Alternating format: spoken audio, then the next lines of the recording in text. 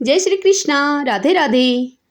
कार्तिक मास महात्म अध्याय 21 और 22वां सुनेंगे आज। भगतजनों, कल की कथा में हमने भक्ति में भाव कैसा होना चाहिए और इसी के साथ मंदिर में दीपदान और झाड़ू लगाने का कार्य, इसका क्या महत्व है, क्या फल मिलता है, यह कथा सुनी थी। अब आज अध्याय 21 और 22वें अध्याय की कथा में हम एकादशी का महात्म्य और इसी के साथ कार्तिक मास में राधा कृष्ण की पूजा क्यों होती है, यह सुनेंगे। आइए अब कथा सुनते हैं। सब बोले विष्णु भगवान की जय। ओम नमो भगवते वासुदेवाय। सूत जी बोले कि हे मुनियों, यह तो मैंने तुम्हें दीपदान का महात्म्य कहा, अब आप एकादशी व्रत का महात्म्य सुनिए। एकादशी का व्रत मोक्ष प्रदाता है। एकादशी चाहे शुक्ल पक्ष की हो या फिर कृष्ण पक्ष की, उस दिन अन्न नहीं खाना चाहिए। जो एकादशी को अन्न खाता है वह अपना जीवन नष्ट करता है। एकादशी व्रत के इच्छुक को चाहिए कि दसवीं और द्वादशी को भी एक ही समय भोजन करें।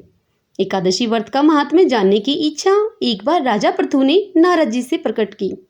तब नारद जी ने उन्हें जो कुछ भी बताया वही मैं तुम्हें बताता हूँ। नारद जी बोले कि हे राजन, गंगा के समान कोई तीर्थ नहीं, माता के समान कोई गुरु नहीं, विष्णु के समान कोई देव नहीं और अन्न न खाने के समान कोई तप नहीं। शांति के समान संसार में कोई भी सुख नहीं। सत्य के समान कोई ज्योति नहीं और कार्तिक के समान कोई मास नहीं। ज्ञान से बढ़कर कोई लाभ नहीं और एकादशी के समान कोई भी व्रत नहीं। व्रत करने वाले को चाहिए कि प्रातःकाल उठकर भगवान का पूजन करें, पुराणों की कथा सुने और रात्रि को जागरण करें। अब आप इस संबंध में एक प्राचीन कथा सुनिए। हे राजन, नर्मदा नदी के तट पर गालो मुनि का एक बड़ा ही शोभायुक्त और मनोरम आश्रम था। उनका पुत्र भद्रशील भगवान विष्णु का परम भक्त था।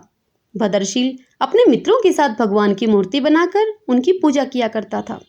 उसके मित्र भी भगवान की पूजा करते थे। तत्पश्चात वह अपने मित्रों को उपदेश देता था कि वे एकादशी का व्रत भी किया करें। अपने पुत्र के उस चरित्र को देखकर एक बार गालो मुनि ने अपने पुत्र से स्नेहपूर्वक पूछा कि हे पुत्र, तुम हर समय भगवान विष्णु की पूजा अर्चना में लगे रहते हो तथा दूसरों को भी प्रेरित करते हो, यह उपदेश तुम्हें किसने दिया? यह सुनकर भद्रशील ने पिता को सर्वप्रथम नमन किया और फिर श्रद्धा युक्त होकर कहा कि हे पिताश्री, मैं आपको अपने पूर्व जन्म का वृत्तांत बताता हूँ। पूर्व जन्म में मैं चंद्रवंश में धर्मकीर्ति नामक एक राजा था। मैंने दत्तात्रेय जी से शिक्षा ली थी। उस जन्म में मैंने 1000 वर्षों तक शासन किया, किंतु जीवन के उत्तरार्ध में मैंने दुर्भाग्यवश बुरी संगत में मैं पड़ गया। वेद मार्ग को छोड़कर मैं पाखंड के मार्ग पर चल पड़ा। मेरा आचरण बिगड़ा तो प्रजा का आचरण बिगड़ते भी देर नहीं लगी। एक दिन मैं शिकार खेलने के लिए वन में गया। उस दिन मैं भूखा प्यासा ही रहा। घूमते घूमते मैं नर्मदा नदी के तट पर जा पहुंचा। संयोगवश उस दिन एकादशी की तिथि थी। वहां अनेक वैष्णव भगत भगवान का कीर्तन कर रहे थे। मैं भूखा प्यासा वहीं पड़ा रहा और रात्रि भर मैंने कीर्तन सुना, क्योंकि भूख के कारण नींद तो मुझे आ नहीं रही थी। प्रातः होने पर इधर उनका कीर्तन समाप्त हुआ और उधर मेरे प्राण निकल गए। यमदूत मुझे लेकर चित्रगुप्त जी के पास जा पहुंचे। चित्रगुप्त ने कहा कि मैंने बहुत सारे पाप किए हैं, किंतु एकादशी व्रत के बाद चूंकि मेरे प्राण निकले हैं, इस कारण मैं सभी पापों से मुक्त हो गया हूँ। यह सुनते ही स्वयं यमराज ने मुझे प्रणाम किया, फिर अपने दूतों को बताया कि एकादशी का व्रत करते हुए जिसके भी प्राण निकले हों वह स्वर्ग का अधिकारी होता है। जो कोई भी अनजाने में एकादशी का व्रत करता है उसके सभी पाप नष्ट हो जाते हैं। इसके बाद हे पिताश्री, मुझे एक सुंदर विमान में बिठाकर स्वर्ग भेज दिया गया और उसके बाद हजारों वर्षों तक इंद्रलोक और विष्णुलोक में निवास करने के बाद अब मैंने आपके यहाँ पर जन्म लिया है। नारद जी बोले कि हे राजन, एकादशी व्रत की महिमा तो अपार है। जो भी श्रद्धा भक्ति से इस कथा को पढ़ता है, सुनता है, उसके सभी पाप नष्ट हो जाते हैं और वह सब सुख भोग कर अंतकाल में वैकुंठ का अधिकारी होता है। श्रीमन नारायण नारायण हरि हरि, भजमन नारायण नारायण हरि हरि। सब बोलो विष्णु भगवान की जय। ओम नमो भगवते वासुदेवाय। आइए भगतजनों, अब 22वें अध्याय की कथा सुन लेते हैं। सब बोले विष्णु भगवान की जय। श्री सूत जी बोले कि हे ऋषियों, अब मैं आपको भगवान श्री कृष्ण और राधा जी के संबंध में एक पावन प्रसंग सुनाता हूँ। महाराज पृथु ने एक बार नारद जी से पूछा कि हे देवऋषि, सभी गोपियों में राधा जी ही कृष्ण जी को अत्यधिक प्रिय क्यों हैं, तथा यह भी बताएं कि कार्तिक मास में भगवान श्री कृष्ण के साथ उन राधा जी की पूजा क्यों होती है।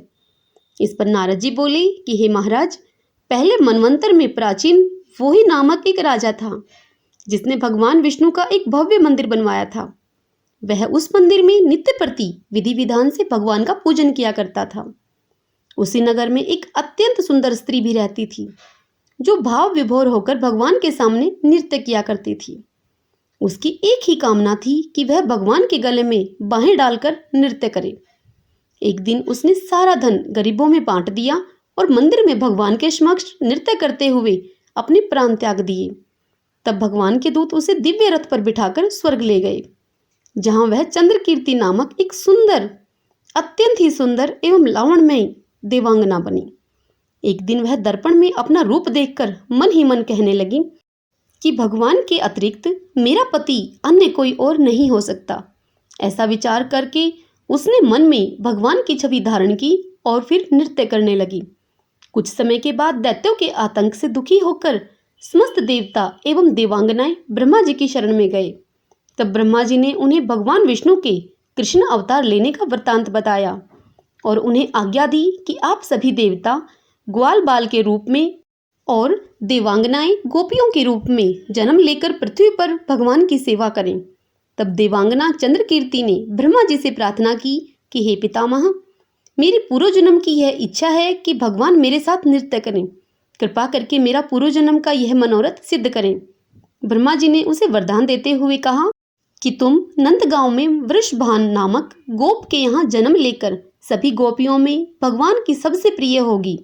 भगवान तुम्हें अपने प्राणों से भी अधिक प्रिय समझेंगे और रासो उत्सव में तुम ही भगवान के साथ नृत्य करोगी। इस प्रकार तुम्हारा मनोरथ सिद्ध होगा। ब्रह्मा जी के इस वरदान को पूर्ण करने के लिए भगवान ने श्री कृष्ण अवतार में राधा जी के साथ रासो उत्सव में नृत्य किया। सभी जानते हैं कि भगवान श्री कृष्ण राधा जी को अपने प्राणों से भी अधिक प्रिय मानते हैं। हे राजन, जो जन भगवान श्री कृष्ण और राधा जी के अवतार की इस कथा को पढ़ेंगे, सुनेंगे, उन्हें भगवान श्री कृष्ण के चरणों में स्थान प्राप्त होगा। श्रीमन नारायण नारायण हरि हरि, भजमन नारायण नारायण हरि हरि। सब बोलें विष्णु भगवान की जय। ओम नमो भगवते वासुदेवाय। भगतजनों, यदि आपको मेरे द्वारा सुनाया गया यह अध्याय, यह कथा पसंद आई हो तो इस वीडियो को लाइक करें, शेयर करें और यदि चैनल पर आप पहली बार आए हैं तो इसे सब्सक्राइब कर लीजिएगा। जय श्री कृष्णा, राधे राधे।